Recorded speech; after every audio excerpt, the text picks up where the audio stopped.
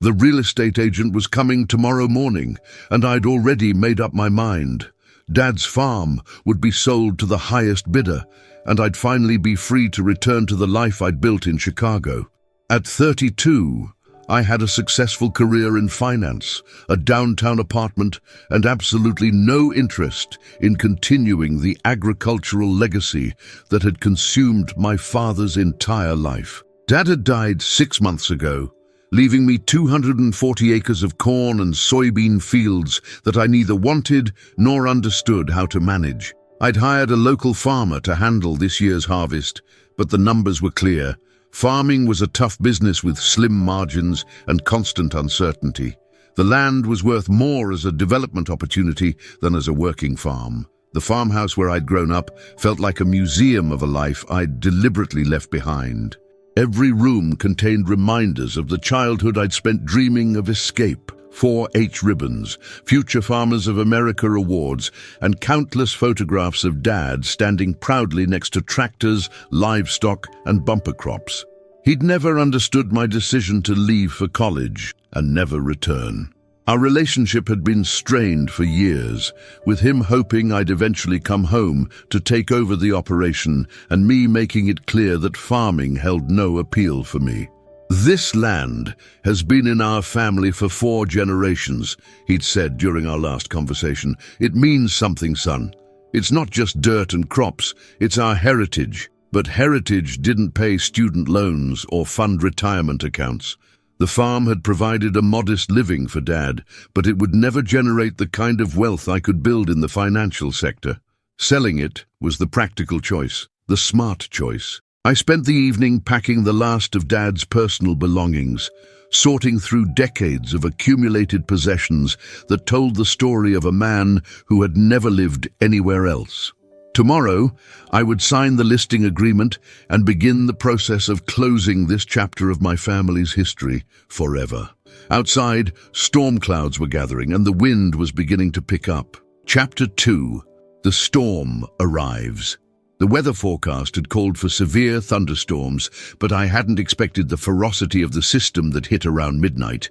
Wind howled around the farmhouse with a violence that made the old structure creak and groan, while lightning illuminated the landscape in stark, dramatic flashes. I'd experienced plenty of storms during my childhood on the farm, but this one felt different, more intense, and somehow more personal, as if nature itself was protesting my decision to abandon the land. Rain lashed against the windows with such force that I worried the glass might shatter. The power went out around 12:30 a.m., plunging the house into darkness except for the intermittent illumination from lightning strikes. I found a flashlight in the kitchen drawer and continued packing by its beam, eager to finish the job and get back to Chicago as soon as possible. That's when I heard it, a sound that cut through the storm's fury like a gunshot. It was the unmistakable crash of heavy wooden doors being thrown open by the wind, followed by the bang of those same doors slamming against stone walls. The sound was coming from the direction of the old cellar, a stone structure built into the hillside about 50 yards from the house. But that was impossible. The cellar doors had been sealed shut for as long as I could remember. Dad had never used the space, and I'd assumed it was just an old root cellar that had been abandoned decades ago. Another lightning flash illuminated the yard, and I could see that the cellar doors were indeed standing wide open, their heavy wooden panels whipping back and forth in the wind. Papers and debris were swirling around the entrance, caught in the powerful gusts that seemed to be drawing everything toward the underground opening. I grabbed a lantern from the emergency supplies and pulled on a rain jacket. Something about those open doors demanded investigation, even though every rational instinct told me to wait until morning. The storm was too fierce, the night too dark, and the situation too dangerous for exploration. But I found myself walking toward the cellar anyway, drawn by a curiosity I couldn't explain. Chapter 3. The Sealed Entrance. As I approached the cellar entrance, fighting against wind that threatened to knock me off my feet, I could see that the doors hadn't simply blown open. They had been torn from their moorings with tremendous force. The heavy iron hinges that had held them closed were bent and twisted, and the wooden beams that had been nailed across the entrance lay scattered on the ground. This wasn't the result of normal weather. The doors had been sealed so thoroughly that it would have taken a crowbar and considerable effort to open them under normal circumstances. Yet the storm had ripped them apart, as if they were made of paper.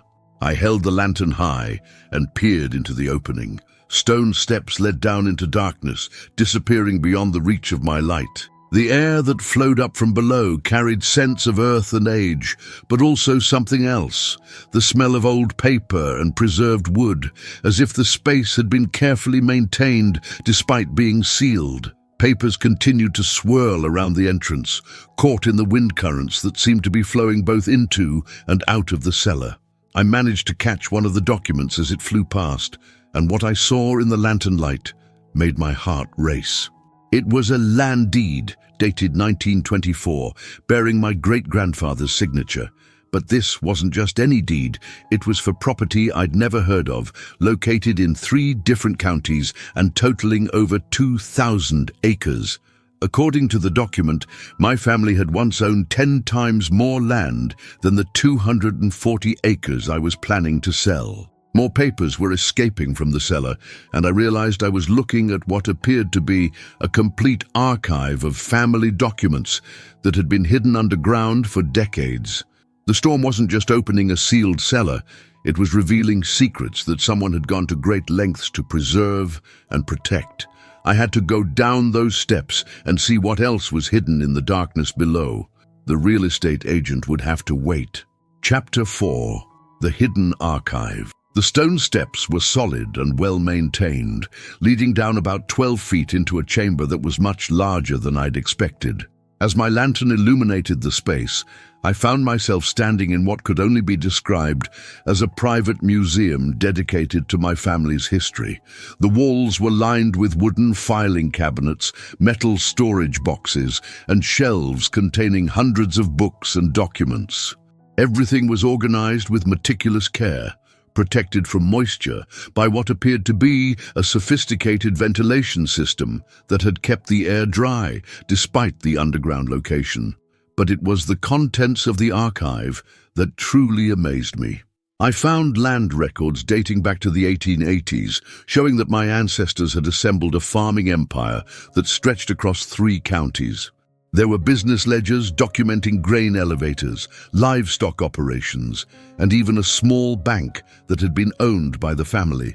Photographs filled dozens of albums showing prosperous farms, impressive buildings, and family members dressed in the finest clothes of their era. These weren't the simple farmers I'd imagined. They were agricultural entrepreneurs who had built substantial wealth through careful planning and strategic investments.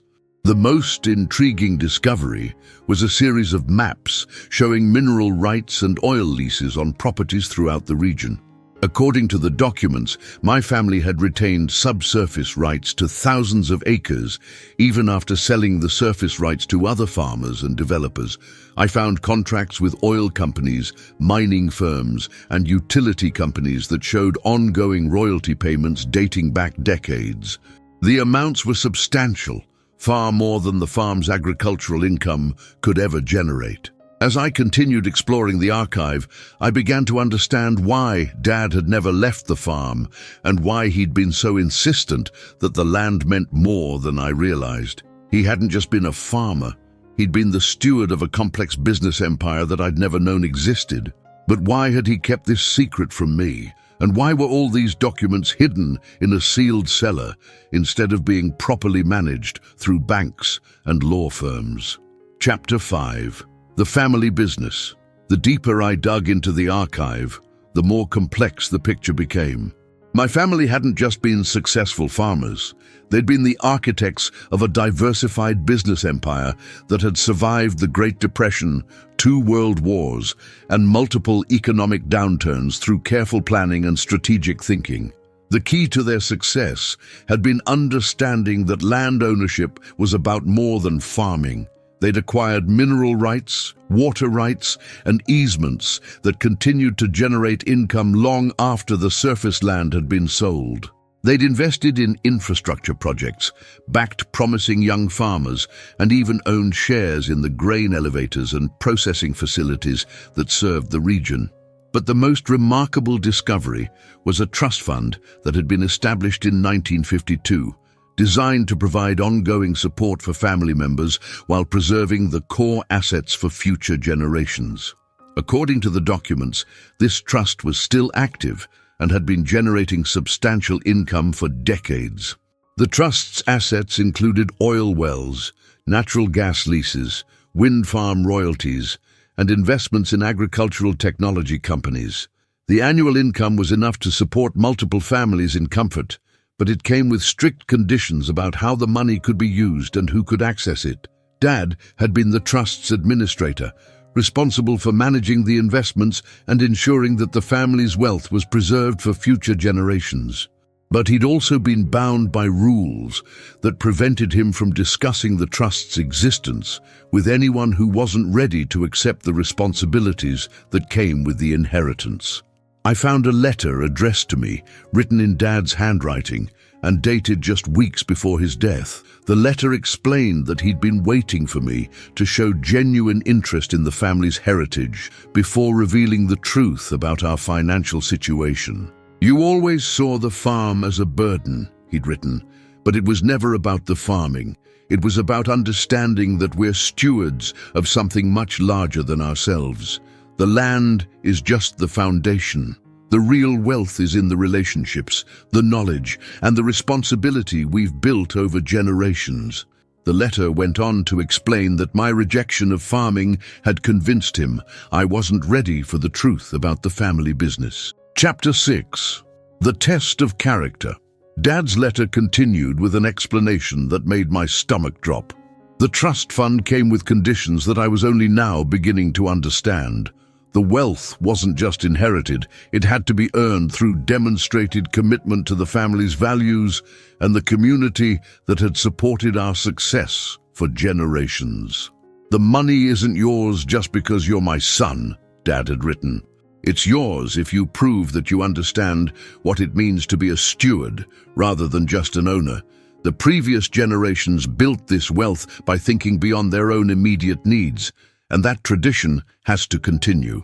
The trust's rules were explicit. Beneficiaries had to live on the family land for at least 5 years, demonstrate active involvement in the local agricultural community, and show that they understood the responsibility that came with inherited wealth. Simply selling the farm and moving back to the city would disqualify me from accessing any of the trust's assets. But there was more. The trust also required beneficiaries to contribute to the community's economic development, supporting young farmers, funding educational programs, and investing in projects that would benefit the region for generations to come. The wealth came with an obligation to use it for purposes beyond personal enrichment. I found detailed records of how Dad had fulfilled these obligations over the years. He'd quietly funded scholarships for agricultural students, provided low-interest loans to beginning farmers, and supported infrastructure projects that had improved the entire region's economic prospects. His modest lifestyle hadn't been the result of limited income. It had been a conscious choice to reinvest the trust's earnings in ways that would create lasting benefits for others. The simple farmer I'd thought I knew had actually been a philanthropist and community leader whose influence extended far beyond our county's borders. The storm outside was beginning to subside, but the storm in my mind was just beginning. Everything I'd believed about my father, my family, and my own future had been turned upside down in the space of a few hours. I had a choice to make: sell the farm and walk away from a legacy I'd never understood, or accept the responsibilities that came with being the next steward of my family's wealth. Chapter 7. The Community Impact. As dawn broke and the storm finally passed, I continued reading through the archive, discovering the full extent of my family's involvement in the local community. The documents revealed a network of investments, partnerships, and charitable activities that had shaped the region's development for over a century. My great-grandfather had helped establish the local bank, the Grain Elevator Cooperative, and the Rural Electric Association that brought power to isolated farms.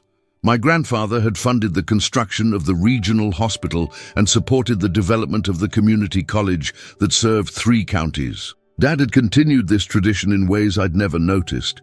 The new fire station, the upgraded water treatment plant, and the technology center at the high school had all been built with anonymous donations that I now realized had come from the family trust. But the investments weren't just charitable. They were strategic decisions that had strengthened the entire regional economy. By supporting infrastructure development, education, and business growth, my family had created an environment where their own investments could thrive while benefiting thousands of other people. I found correspondence with other farming families, documenting loans and partnerships that had helped them weather difficult times and expand their operations. The trust had functioned as an informal development bank, providing capital for projects that traditional lenders wouldn't support. The most impressive discovery was a renewable energy project that Dad had been developing in partnership with several neighboring farms. Wind turbines and solar installations were generating clean electricity while providing additional income for participating landowners. The project was still in its early stages, but it had the potential to transform the region's economy while addressing environmental concerns. I began to understand why Dad had been so passionate about staying on the farm. He hadn't just been growing crops, he'd been cultivating an entire community, using the family's wealth and influence to create opportunities for others, while preserving the agricultural heritage that had made it all possible. The real estate agent would be arriving soon, expecting to list a simple farm property. But I was no longer looking at 240 acres of cropland. I was looking at the headquarters of a business empire that had been built through generations of careful stewardship and community investment. Chapter 8. The Decision Point. I sat in the cellar as the morning sun streamed through the open doors, surrounded by the evidence of my family's true legacy. The real estate agent would arrive in 2 hours, and I had to decide whether to proceed with the sale or embrace a responsibility I'd never known existed. The financial implications were staggering. According to the trust documents, the annual income from various investments and royalties was more than I'd made in my best year as a financial analyst. But accessing that income meant committing to a lifestyle and set of responsibilities that would completely change my future plans. I thought about my life in Chicago, the career I'd built, the relationships I'd formed, and the urban lifestyle I'd grown to love. Returning to rural life would mean giving up everything I'd worked to achieve and starting over in a community I'd deliberately left behind. But I also thought about the opportunities the trust represented. The wealth my family had accumulated could fund projects and initiatives that would benefit thousands of people. The renewable energy development alone could provide clean electricity for the entire region, while creating jobs and economic opportunities for local residents. More importantly, I was beginning to understand that my father's seemingly simple life had actually been extraordinarily complex and meaningful. He'd been managing investments, supporting community development, and preserving a legacy that extended far beyond our family's immediate interests. The archive contained detailed plans for future projects, agricultural research initiatives, educational programs, and infrastructure developments that could transform the region's economic prospects. These weren't just business plans, they were blueprints for creating lasting positive change in a part of the country that had been struggling with economic decline for decades. I found myself thinking about the young farmers who were struggling to get started, the small towns that were losing population and businesses, and the environmental challenges that required innovative solutions. The Trust's resources could address all of these issues while generating sustainable returns for future generations. When I heard the real estate agent's car coming up the driveway, I knew what I had to do. Chapter 9. The New Commitment. I met the real estate agent at the front door and told her that the property was no longer for sale. Her disappointment was obvious. She'd already identified several potential buyers who were interested in the land for development purposes, but I explained that I'd decided to keep the farm and learn how to manage it properly. The next few weeks were a whirlwind of education and adjustment.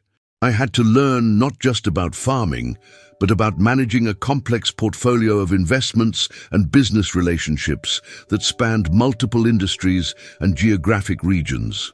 The local banker who had worked with Dad for decades was amazed when I revealed my knowledge of the trust's existence. "Your father was one of our most important clients," he told me, "but he was also one of our most private. We knew he was involved in various projects, but we never realized the full scope of his activities." I began meeting with the farmers, business owners, and community leaders who had been partners in Dad's various initiatives. Their respect for him was obvious, but so was their curiosity about whether I would continue his work or take the family's investments in a different direction. The learning curve was steep. I had to understand agricultural markets, renewable energy technology, real estate development, and community banking, all while managing the day-to-day operations of a working farm. But I also had access to advisors and resources that made the transition possible. Most importantly, I began to see the farm and the surrounding community through different eyes. This wasn't just rural countryside. It was a complex ecosystem of relationships, investments, and opportunities that had been carefully cultivated over generations. The renewable energy project became my first major initiative as the Trust's new administrator. Working with neighboring farmers and regional utilities, we expanded the wind and solar installations while developing new technologies that could be replicated in other agricultural areas. The project generated clean electricity, provided additional income for participating farmers, and attracted technology companies that brought high-paying jobs to the region. It was exactly the kind of initiative that honored my family's tradition while addressing contemporary challenges. Chapter 10: The Expanding Vision. 6 months after discovering the archive, I was fully immersed in the complex world of agricultural business and community development. The farm itself was thriving under my management, but it had become just one component of a much larger operation that included renewable energy, agricultural technology, and rural economic development. The Trust's resources allowed me to pursue projects that traditional businesses couldn't justify. We funded research into sustainable farming practices, supported young entrepreneurs who were developing innovative agricultural technologies, and invested in infrastructure projects that improved the entire region's competitiveness. One of the most successful initiatives was a program that helped beginning farmers access land, equipment, and markets. By providing low-interest loans and technical assistance, we were able to support a new generation of agricultural entrepreneurs who brought fresh ideas and energy to the community. The program attracted attention from agricultural organizations and government agencies throughout the Midwest. We began consulting with other regions that wanted to replicate our model of combining private investment with community development. I also discovered that the Trust's influence extended beyond our immediate area. We had investments in agricultural technology companies, renewable energy projects, and rural development initiatives throughout the Great Plains. The wealth that had been built through farming was now supporting innovation and growth across multiple states.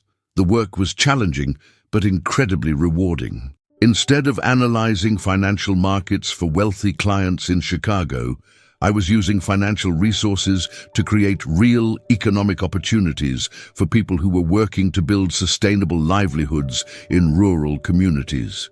My relationship with the local community had been transformed as well. People who had known me as the kid who couldn't wait to leave now saw me as a committed partner in their efforts to build a prosperous future for the region. The farmhouse that I'd been ready to abandon had become the center of a network of relationships and activities that extended far beyond its walls. Dad's simple lifestyle had masked a complex web of influence and responsibility that I was only beginning to understand. Chapter 11. The Legacy Continues.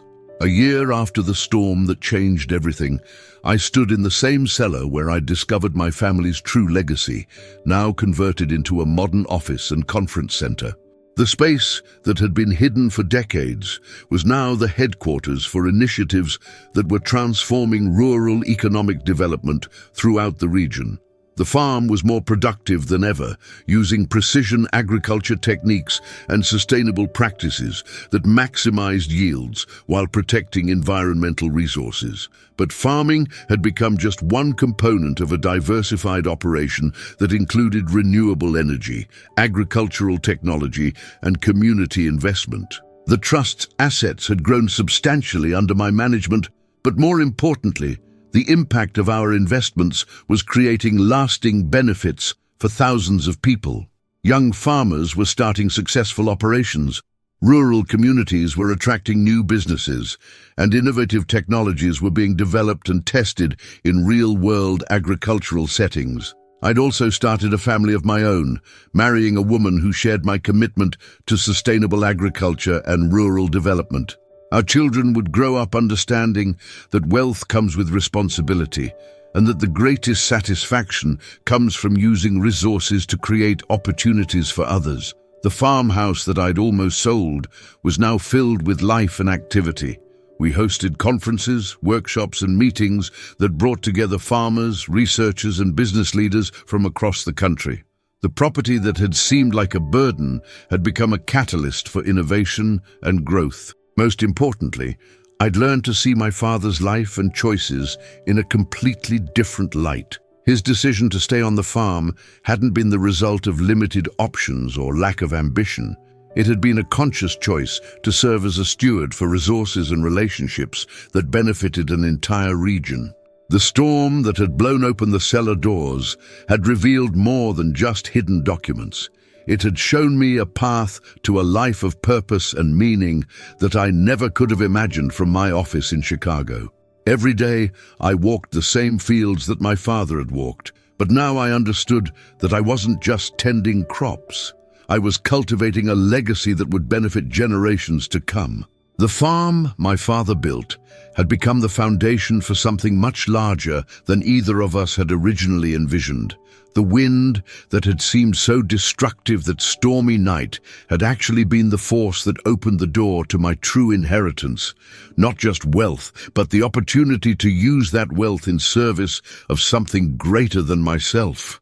Thank you for listening to this powerful story of hidden legacies, family responsibility, and the discovery that true wealth lies not in what we accumulate, but in what we contribute to others. This tale reminds us that sometimes the most valuable inheritances are the ones we almost walk away from, and that our greatest opportunities often come disguised as burdens we don't want to carry.